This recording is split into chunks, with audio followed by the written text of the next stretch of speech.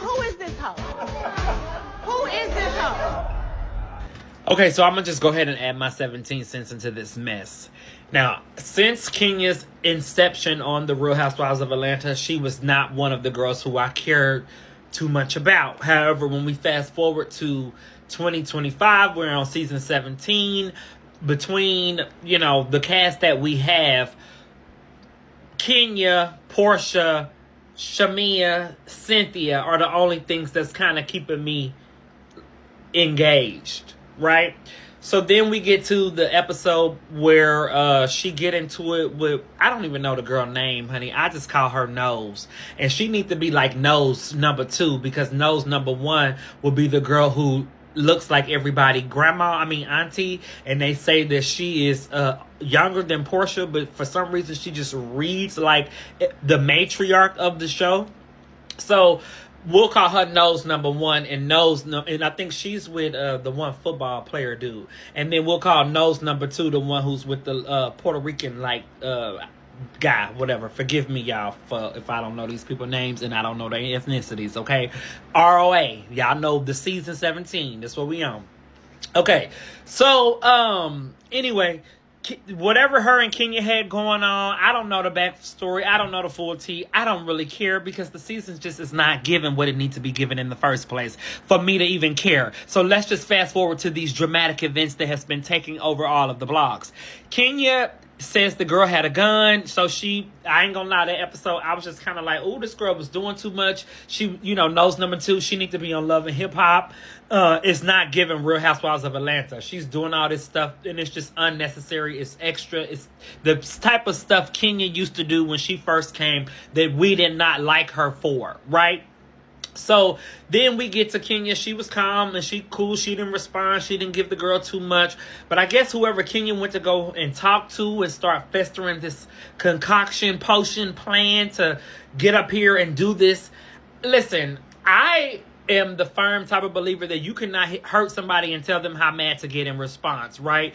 However, that does not mean that you don't have to pay for your consequences for whatever your reaction is to whatever. Excuse me. And so I'm just saying that Kenya, I just think that was so tasteless. For you to say out of your mouth that this is a thing that I've been working on, this salon, hair care stuff I've been working on all these years. This is something I want to leave my daughter. All these great positive trajectories. And then some reason you decide to get up there and post this girl's pictures on bulletin boards, going around the room talking about who is her, talking about her nose job. And I understand we all can come for Nose number 2. I get it. That's an easy read. But girl, when you start posting her up there sucking dick, it was too much. Honestly, all of it was too much, because you was already winning. You already won by playing the high card.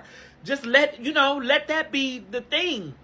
But for you to then turn around and have this grand opening of your salon, and you make it all about that girl, and it was just so bad, Kenya. It was so bad, because I don't even know if people are still coming to your salon. I don't know if they even want to come. Maybe they do want to come because they want to be a part of this drama. But I feel like the type of people who you're going to get and garner, what kind of customers you're going to garner from doing that, is going to be like a certain type of customer that you probably did not originally anticipate for, if that makes sense.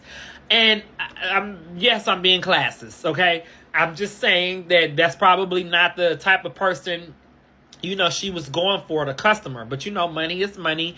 But my whole thing is all money ain't good money. But I guess it's spend the same no matter who it come from. But I'm just saying all of that to say that girl, the Nose number 2, she needs to be on Love and Hip Hop. And because of Kenya's actions and what she did to retaliate, that's some Love and Hip Hop type of shit as well. Like Nene said originally, it's declassing the show. She was talking about freaking fraud, talking about Phaedra and Portia. But even that was not as low brow as what we got to on that episode where Kenya did that at the premiere of her salon. Why would you take such a pivotal, powerful moment in history? Kenyon, you're a history. You're an icon in history. You were the first Miss Black America or Miss USA. I don't know. Call me Portia from season 5 when she said the same thing. I don't know, bitch. But I know that you were that girl, okay? And You came out with a salon. That's part of your legacy. Now part of your legacy is going to be that you tarnish your brand and your image by on some low gutter shit. And you can't even pretend like, excuse me, you ain't had no plastic surgery, girl. We all know the real tea, girl. Like, stop it. It just was so... Kenya, I just thought you was in a better space, especially with, you know, setting an example for your daughter, Brooklyn. Excuse me. I just thought you were in a better space. That episode last night, honey...